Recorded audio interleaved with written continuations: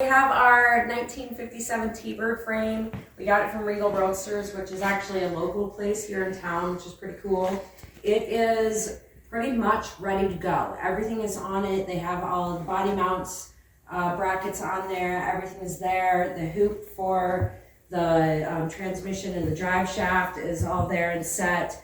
I spent a little time with our KBS Coatings products, and I went through their whole system with their clean, blast, and seal. So I cleaned the surface with this, and then they have this great blast. It's basically an acid etch to really prep the metal, and then we use their KBS seal. In this instance, I brushed it on. You can spray it on or roll it on if you want. And then after that, I scuffed the surface down real lightly so that I could use their black top. There's a few spots that I didn't hit yet, which everybody keeps asking me about, driving me nuts. The reason I did not coat those yet is because we still have a little bit of fab work to do. We want to make sure the motor and the transmission is exactly where it's going to be. EJ still has some welding of that, and we cannot weld through the KBS coatings because it's permanent. So after he gets that welding done and we have the motor placed exactly where we want it, transmission where we want it, then he'll come back, do the welding, get it in, and then I'll coat that. So I also use their products on our front suspension. All of this came with our frame. It's a Mustang 2 front suspension kit with the rack, the sway bar, the control arm spindles, and all of that good stuff. Then we have decided to pair that up with Classic Performance brake components in the front with calipers, rotors, master, booster, all of that. We're going to do some assembly on that today so you can see us get all this put together and knocked out.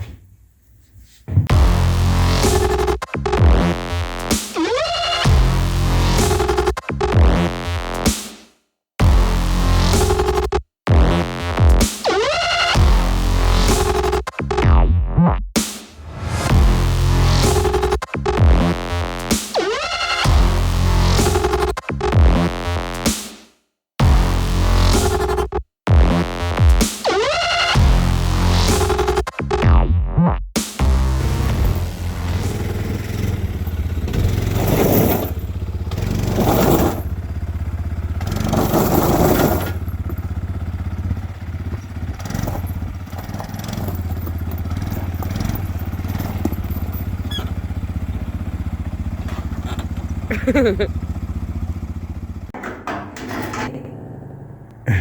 you videoing now? Yeah. Why would you video now? Why not? Funnier stuff. Yeah. And you thought changing the oil on your motor was maintenance. Oh, I pinched my finger.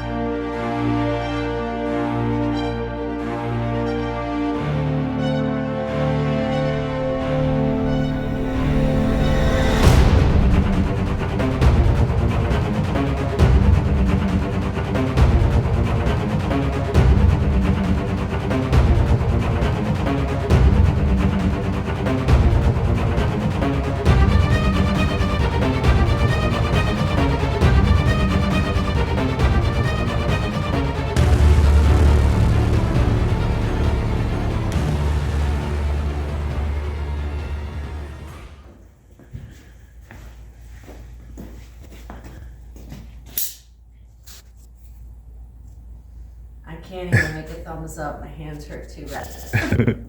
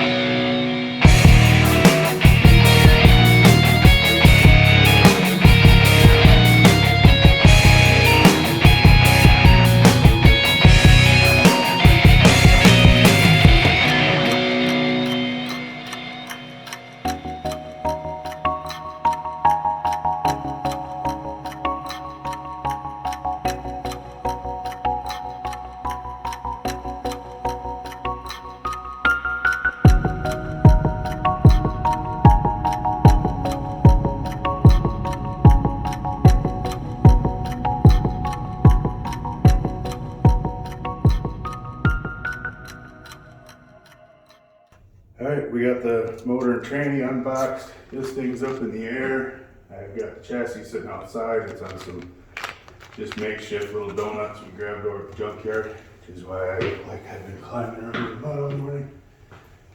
So, I'm gonna open the door, roll that in, get this drop down, make some marks, figure out where we're gonna put the body mount holes, hope that everything lines up, pull her out, spin it around, bring it back in so we can get this motor tranny on it.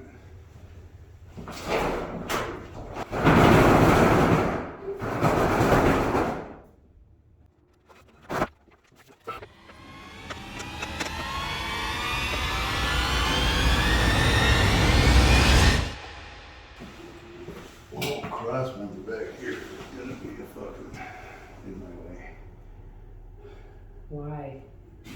This whole back section of the trunk from like here back. Then is it not? I'm gonna have to cut this front part of the trunk floor out. Are you sure it's because it's not too far back? Yeah, because I'm looking at these mount holes here, and they're pretty much right over where they need to be. Okay. Cross member for the 4-link and the mounts for the front of the gas tank are going to be in the way of this body dropping down. Everything else looks pretty good and lined up. So I'm going to go ahead and cut this out. I figured out exactly where I want to reshape the new piece already. And I should be able to reattach those mounts to the bottom of the cross member and still fit the tank. So out she goes. Out she goes.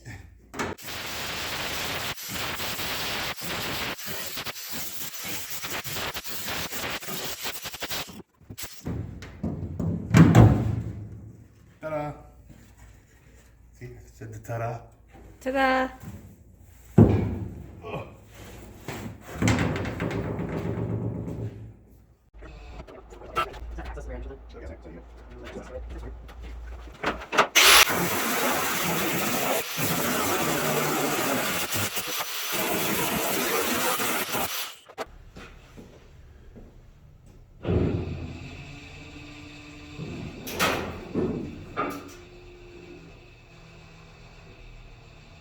Hold on. Okay. Here we are. Yeah, we're off the Yeah. arm entirely. As you can see, there are way too many holes in this firewall, and we are putting a different brake booster on here. Got to run the column through, and we're going to be using a vintage air heat setup so we can close up most of the holes there, because all we're going to have is a few hoses coming through for heat and AC lines. The only thing I really need to keep is these two upper sections with the 4 studs on it that actually hold the latch for the hood in place. So we're going to take some cardboard. I'm going to get all of these templates cut out, and we're going to just lay some new sheet metal over the top of all of this and actually drill the holes that are necessary and what we need, and get this all cleaned up.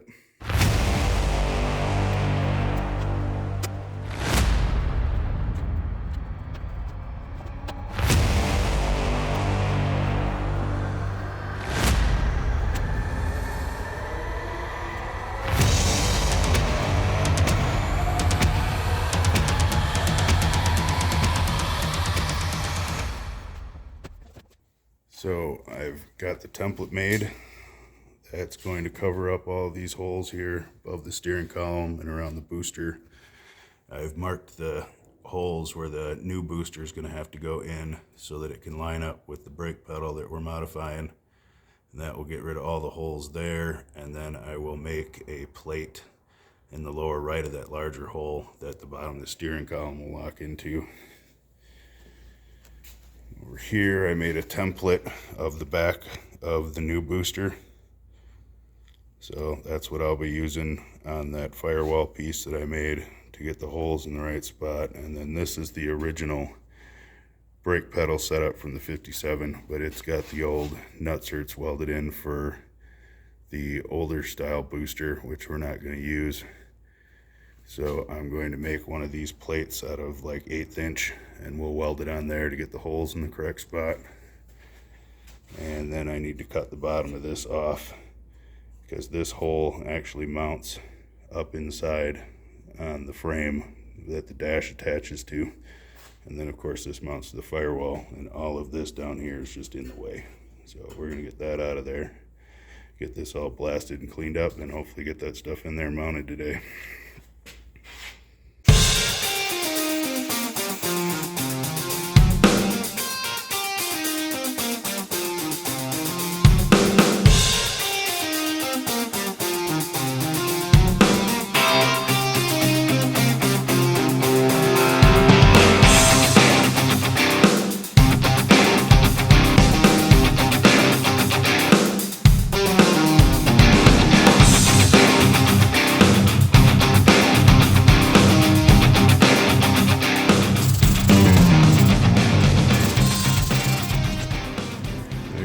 Weld there, still smoking. I'm gonna get these cleaned up and probably throw this in the blaster, but we'll wait till final assembly to get all that done. Right now I just want to get this up in the car and make sure she's gonna mount right so I can get back to the firewall. Oh no! Alright, so not that it's the first time, but I wasted my time threading those holes. The booster that I'm putting in there actually has studs on it, so I just opened these holes up and I've got this screwed and mounted to its original spot on the inside. Right now I'm going to hold my template up, tape it in place, trace those 4 holes in my center hole on there, get that cut out, and get that template cut out of steel, and hopefully we can get that all welded up in there. But before I weld it in, I also want to check and run my steering column pipe through and get that piece, so I got that hole ready too.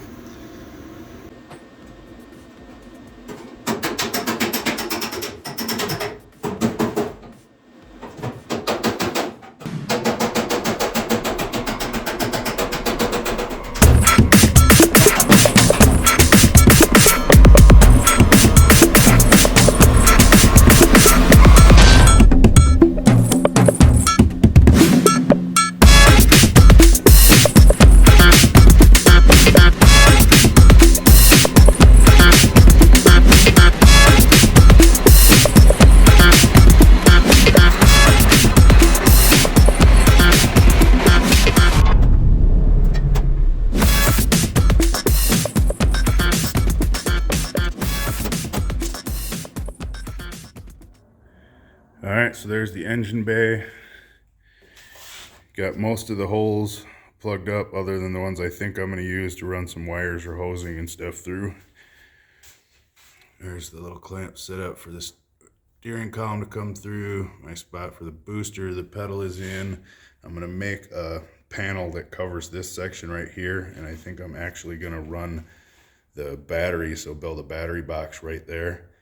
But I think I'm going to actually leave it as a removable panel and run the heater and AC line hoses through it so that you can get access in there if we need to. Plus the battery will be sitting in front of it, so it won't be too bad. We welded up and got rid of the big hole where the air vent went through and all the rest of the holes in there. So we are pretty much ready to test fit the motor in here. Go.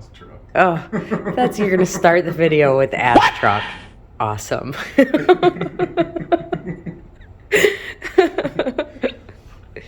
It's not even appropriate. So we set the motor in place, realized that we're gonna have some minor space issues. First off, the motor mounts on the chassis are just tacked in place just in case we have to do any of this. And I probably could have made it work with the space that I had, but being that I have to remove these mounts off of the chassis anyway because they're a 1/2 inch too close together, I decided that I would move the motor forward 1.5 inches to give us a little more space behind it, being that we've got plenty of room up front, and move it to the right so that we have a little more space for our brakes. But before I do any of that, I decided I should probably put all the accessory drives on just in case we have an issue with moving the motor forward with that cross member in our steering rack. So that being said, I was going to bolt some of those accessories on real quick just to make sure, move the motor around. I opened up our All-American billet serpentine accessory drive setup, realized it's not going to be as simple as that. We need to change out the timing cover, the water pump, pull the balancer. There's a whole bunch of crap I got to do to put that on. So we made the executive decision, pull the motor back out, get it on the engine stand, and we are going to get this accessory drive bolted up and then drop it in the engine bay and make sure that we've got all of our space issues handled, and then weld the mounts in. That was a mouthful. I know, that was so long-winded. I know.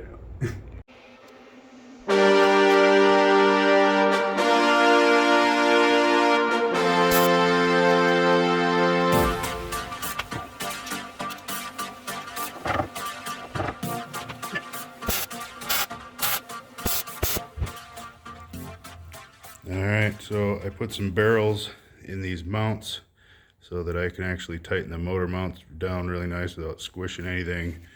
And they are now the correct width for the stock mounts that I bought.